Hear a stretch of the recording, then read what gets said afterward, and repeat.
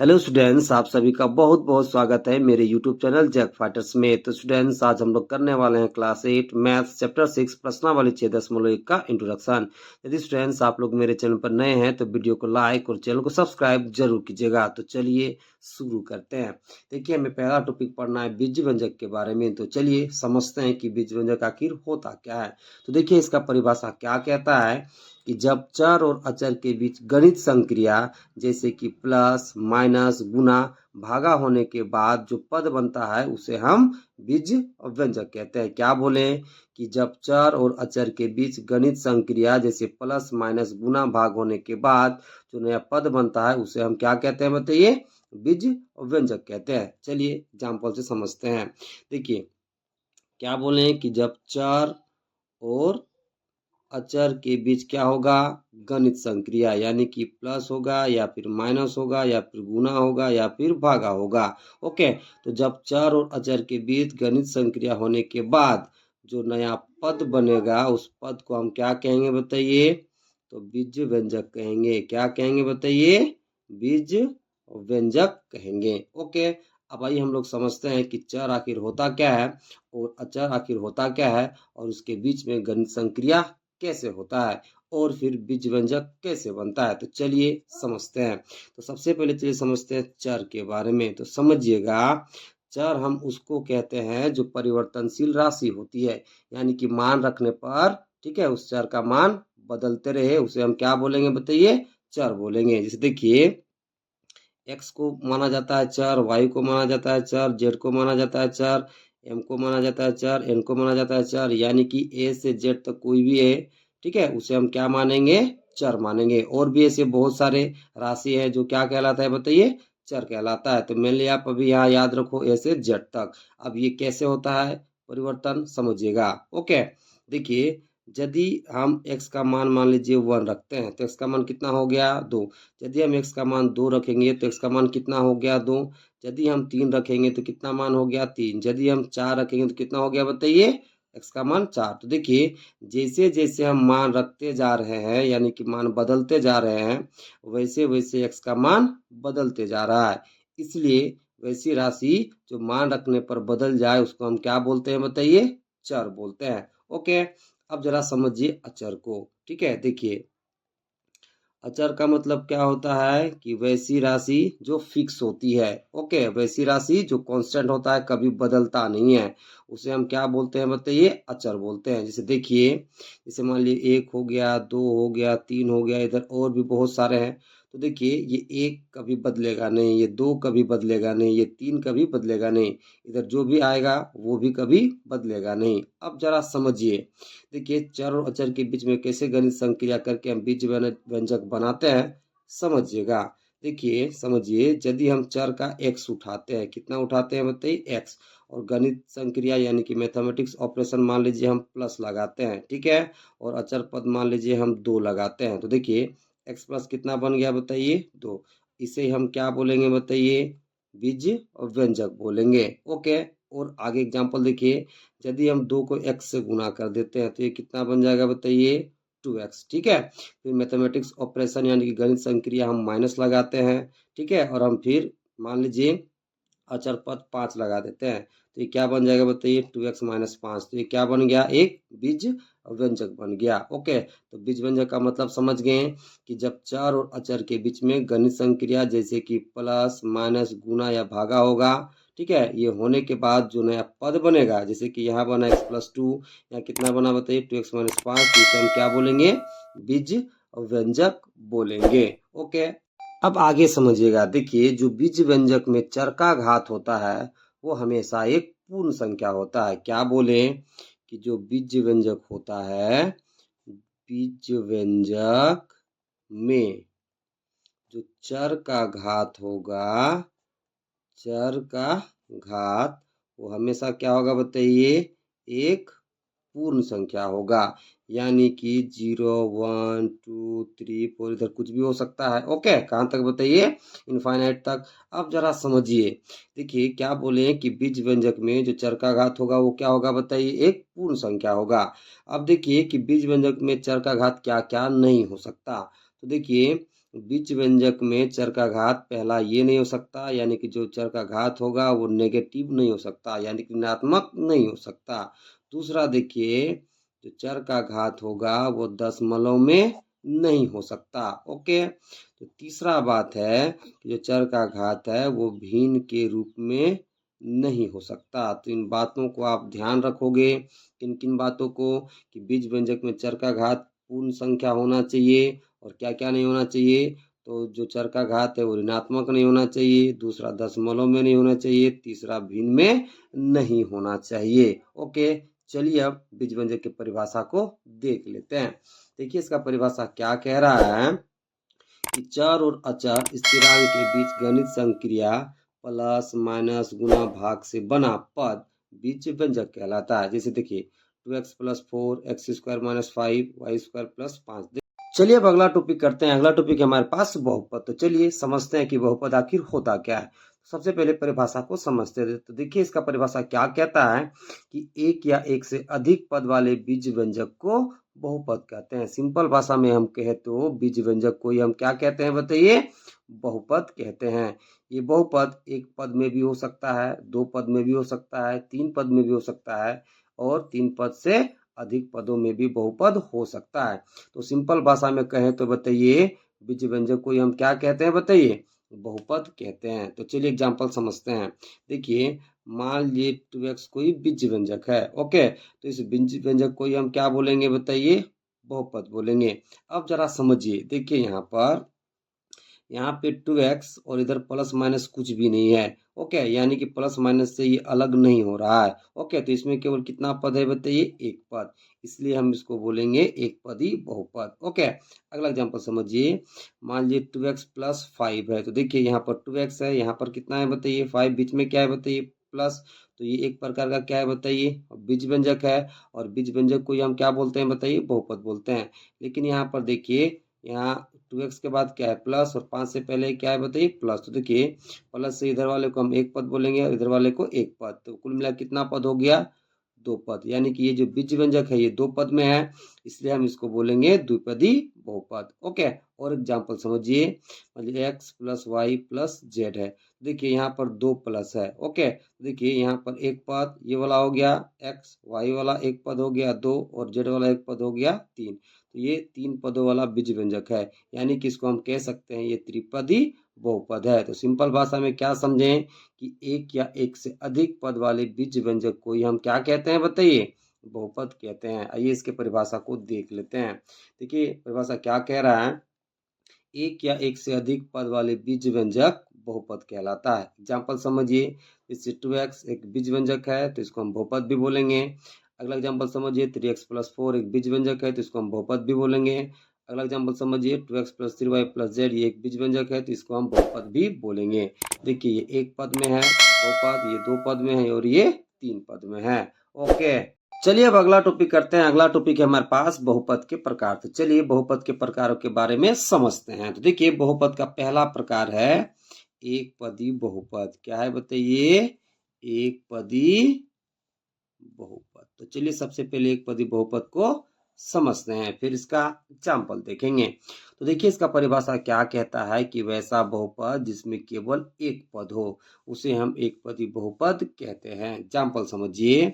मान लीजिए मेरे पास एग्जाम्पल में है 2x। ओके, तो देखिए ये जो 2x है यहाँ पर 2, ठीक है, x के साथ गुना के रूप में है, ये प्लस माइनस में और अलग नहीं हो रहा है, इसलिए कितना पद में हो जाएगा बताइए? एक पद में हो जाएगा। ओके, अब मान लीजिए मेरे पास 4y है, तो 4y के साथ किस रूप में है बताइए? गुना के रूप में, और इधर प्लस माइनस कुछ भी नहीं है, तो इसलिए इसको भी हम क्या बोलेंगे बताइए? एक पद। ओके, अब अगला एग्जांपल समझिए। मान लीजिए मेरे पास 2z है, तो देखिए 2z के साथ गुना के रूप में है, और इधर प्लस माइनस कुछ भी नहीं है, तो इसको भी हम क्या बोलेंगे बताइए? एक पदी बहुपद बोलेंगे। अगला एग्जांपल समझिए। मान लीजिए मेरे पास 2xy है। देखिए यहाँ पर कितना चर दिखाई दे रहा है बताइए? xy दो चर और दो गुना के रूप में, लेकिन इधर प्लस माइनस से अलग नहीं हो रहा है, इसलिए इसको भी हम क्या बोलेंगे बताइए?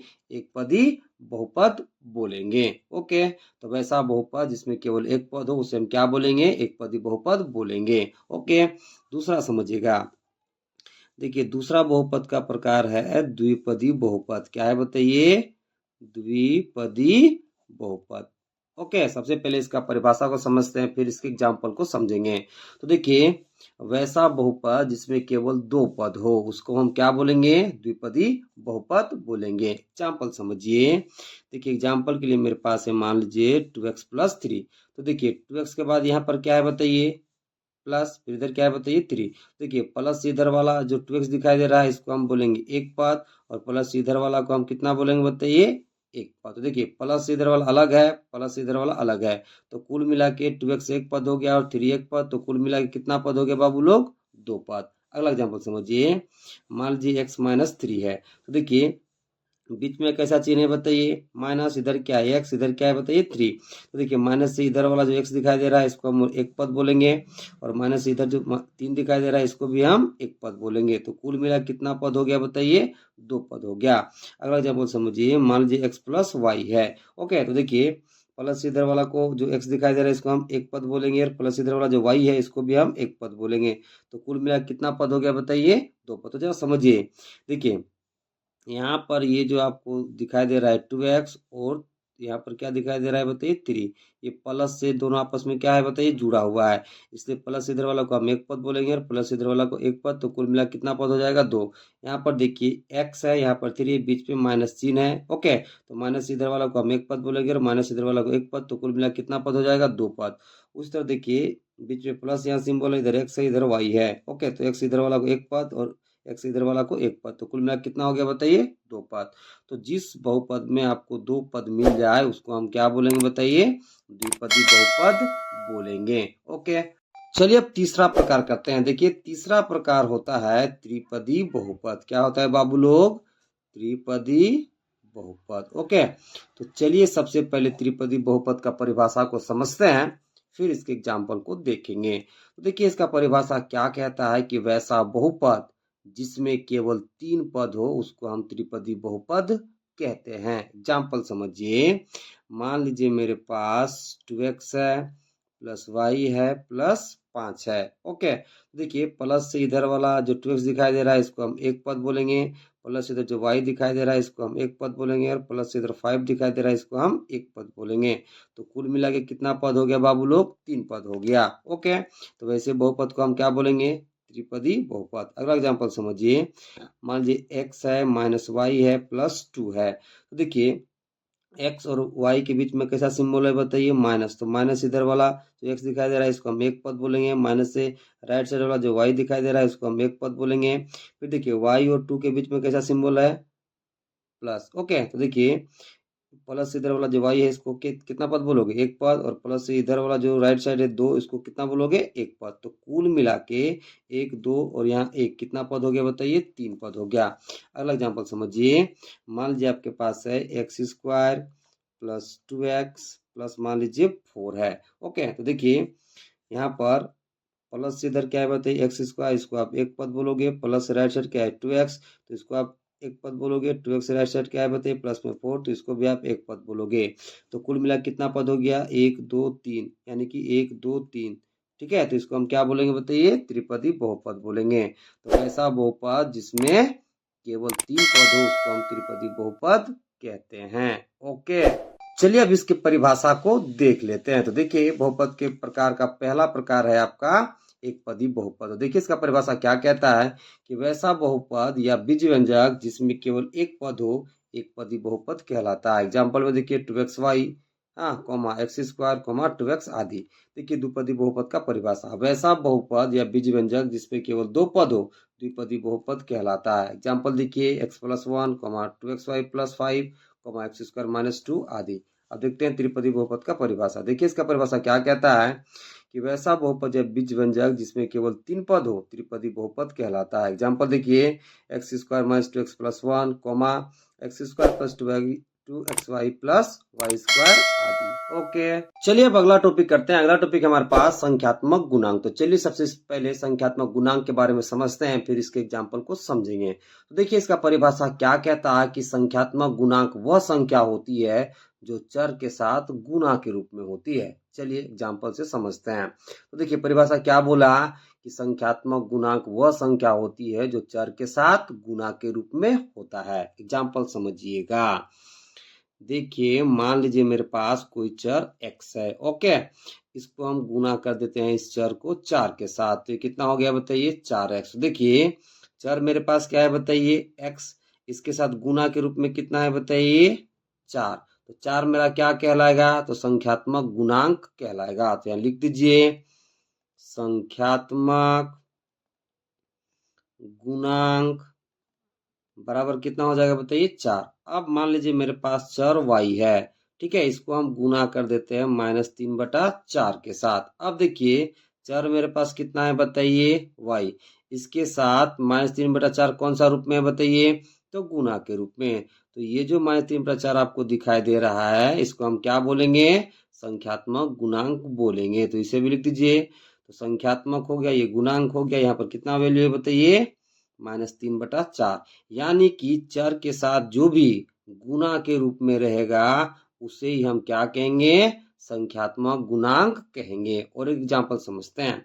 मान लीजिए चर मेरे पास है x², इस x² के साथ मान लीजिए गुना के रूप में है 4। तो देखिए x² मेरा क्या हो गया बताइए 4, इसके साथ गुना के रूप में कितना बताइए 4। तो 4 मेरा क्या कहलाएगा, तो संख्यात्मक गुणांक कहलाएगा। तो संख्यात्मक गुणांक कितना हो जाएगा यहाँ पर बताइए, तो 4 हो जाएगा। ओके, यानी कि चर के साथ जितना भी गुना के रूप में रहेगा वही मेरा संख्यात्मक गुणांक कहलाएगा।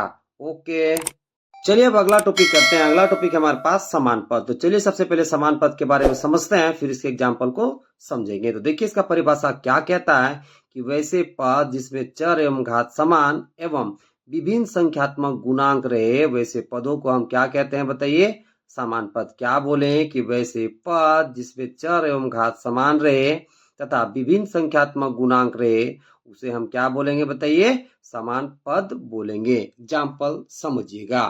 मान लीजिए हम पहला लेते हैं बीज व्यंजक 2x। ओके, दूसरा हम लेते हैं 4x, ठीक है, तीसरा हम लेते हैं 6x। ओके, और चौथा लेते हैं मान लीजिए 7x। देखिए यहाँ पर चर क्या दिखाई दे रहा है बताइए, केवल और केवल x दिखाई दे रहा है, ठीक है, और साथ में सभी चरों का घात कितना आपको दिखाई दे रहा है बताइए 1। कितना घात दिखाई दे रहा है बताइए 1। तो क्या बोले हैं कि वैसे पद जिसमें चर एवं क्या बताइए घात समान रहे, ठीक है, तथा विभिन्न संख्यात्मक गुणांक रहे, मतलब अलग अलग संख्यात्मक गुणांक रहे, तो वैसे पद को क्या बोलते हैं, तो समान पद बोलते हैं। देखिए यहाँ चर सब में क्या है बताइए x, और सबका घात क्या है बताइए 1 यानी कि चर भी समान है और घात भी क्या है बताइए समान है। लेकिन जो संख्यात्मक गुणांक है यानी कि 2, -4, 6 और 7, ये क्या है बताइए अलग अलग है। तो ये सारे पदों को हम कैसा पद कहेंगे बताइए, समान पद। दोबारा परिभाषा बता रहे हैं कि वैसे पद जिसमें चर एवं घात समान रहे तथा संख्यात्मक गुणांक विभिन्न रहे यानी कि अलग अलग रहे, तो ऐसे पदों को हम समान पद कहते हैं। एग्जाम्पल और एक बार समझिए। देखिए यहाँ पे कितना है बताइए 2x, यहाँ पे कितना है -4x, यहाँ 6x। ओके, यहाँ कितना है बताइए 7x। ओके, देखिए चार सब में क्या है बताइए, यहाँ पर x, यहाँ पर x, यहाँ पर x, यहाँ पर x।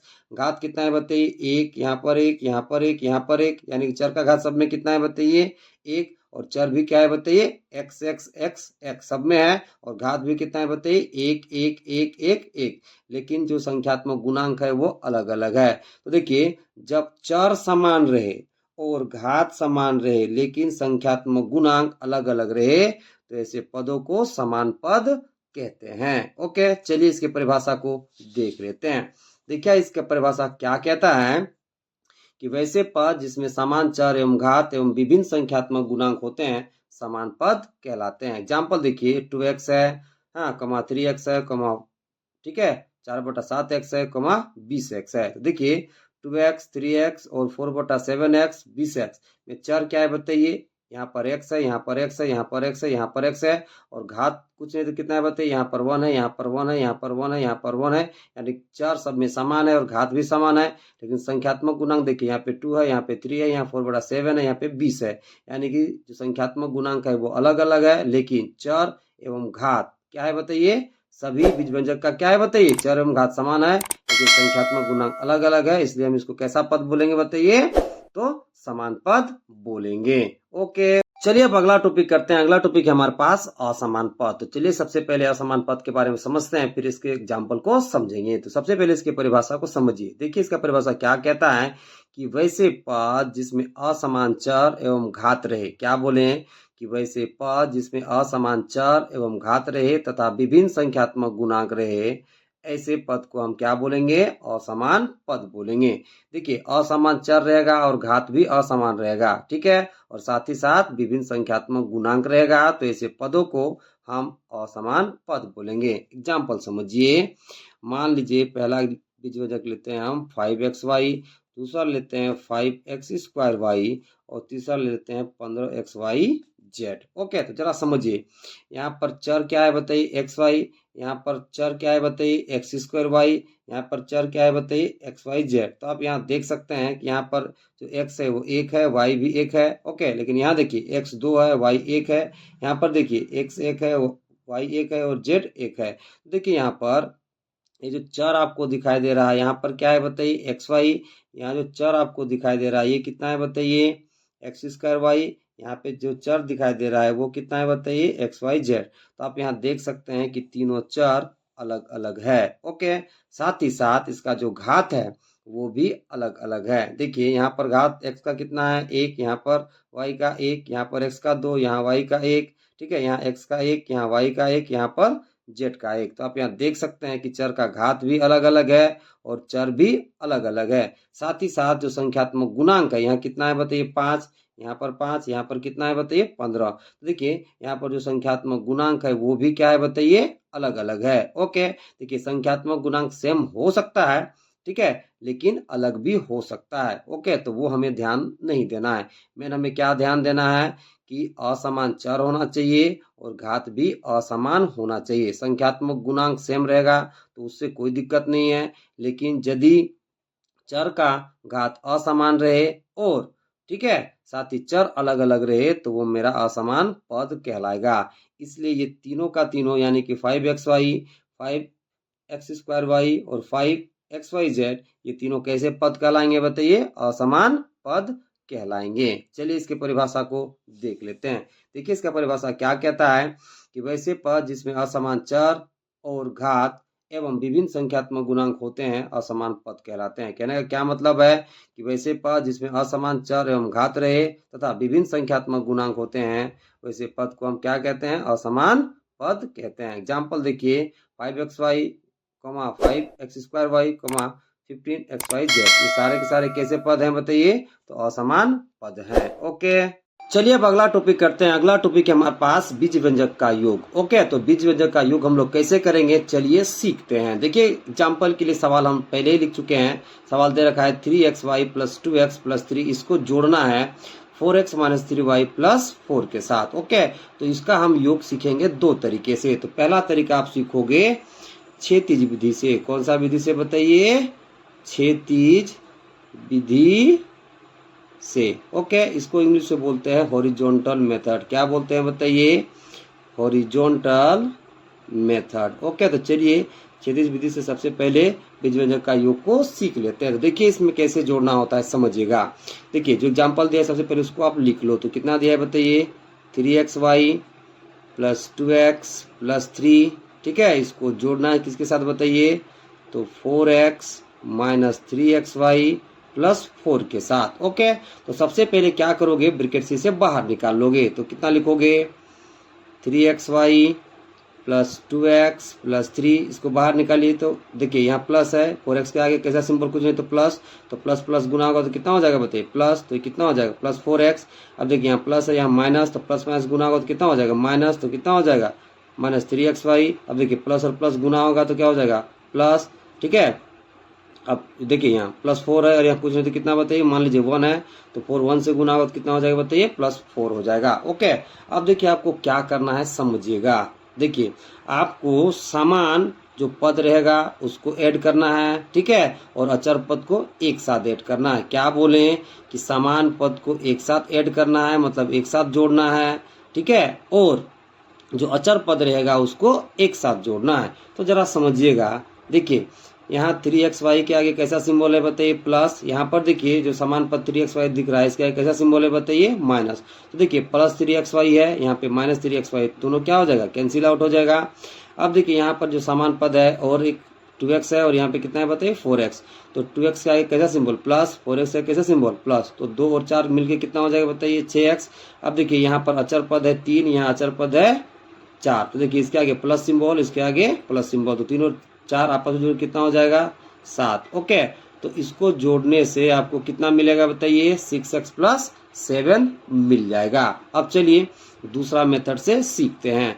दूसरा मेथड है हमारे पास स्तंभ विधि। कौन सा विधि बताइए स्तंभ विधि। तो चलिए इस विधि से सीखते हैं। ओके, तो चलिए आप स्तंभ विधि से जोड़ते हैं। तो देखिए इसको इसके साथ जोड़ना है तो सबसे पहले आप इसको लिख लोगे, ठीक है। पहला वाला जो पार्ट है प्लस इधर वाला इसको आप लिख लोगे। तो चलिए इसको लिख लेते हैं। तो ये कितना दिया है बताइए 3xy प्लस 2x प्लस कितना दिया है बताइए 3। अब आपको क्या करना है समझना है। देखिए समान पद वाले को, ठीक है, समान पद वाले के नीचे लिखना है। क्या बोले कि समान पद वाले को समान पद वाले के नीचे लिखना है तथा अचर पद को अचर पद के नीचे लिखना है। ओके, तो देखिए यहाँ पे जो 4x है इसका समान पद कितना है बताइए 2x, तो आप 2x के नीचे 4x को लिख लोगे। तो यहाँ क्या लिख लोगे बताइए 4x।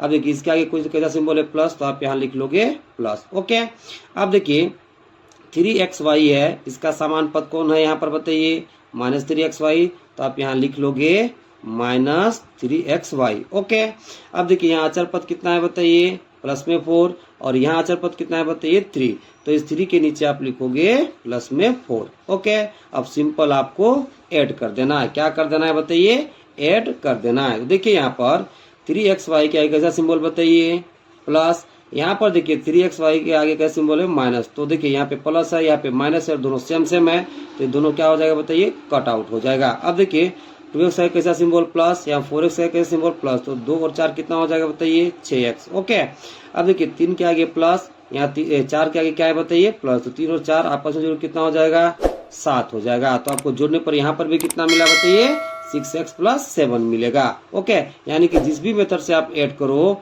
आपको जोड़ने पर वही वैल्यू मिलेगा। ओके, चलिए अब अगला टॉपिक करते हैं। अगला टॉपिक है हमारे पास बीज व्यंजक का व्यवकलन यानी कि घटाव। तो चलिए हम लोग सीखते हैं कि बीज व्यंजक का हम लोग व्यवकलन या घटाव कैसे करेंगे। तो एग्जाम्पल के लिए सवाल हम लिख कर रखे हैं। सवाल दे रखा है 8m square plus 3n square plus 1 में से हमें घटाना है 3m square minus n square minus 4। Okay, तो चलिए इसे घटाते हैं। तो हम लोग घटाने के लिए सीखेंगे 2 विधि से। तो चलिए पहला विधि करते हैं। तो पहला विधि है हमारे पास क्षैतिज विधि। कौन सा विधि बताइए क्षैतिज विधि। ओके, ये विधि से कैसे घटाते हैं ध्यान से समझिएगा। सबसे पहले जो एग्जांपल के लिए आप सवाल लिए हो उसे आप लिख लोगे। तो सवाल कितना लिए यहाँ पर बताइए 8m square plus 3n square plus 1, इसमें से हमको घटाना है 3m square minus n square minus 4 को। ओके, तो सबसे पहला काम आप क्या करोगे इसे ब्रैकेट से बाहर निकालोगे। ओके, तो इसे ब्रैकेट से बाहर निकालिए तो ये कितना हो जाएगा बताइए 8m square plus 3n square plus 1। अब इसे ब्रैकेट से बाहर निकालिए तो देखिए 3m स्क्वायर का कुछ कैसा सिंबल प्लस और यहाँ पर माइनस, तो माइनस और प्लस गुना क्या हो जाएगा माइनस, तो ये कितना हो जाएगा 3m स्क्वायर। अब देखिए n स्क्वायर का माइनस और यहाँ पर माइनस, तो माइनस माइनस गुना हो क्या हो जाएगा प्लस, तो प्लस कितना हो जाएगा n स्क्वायर।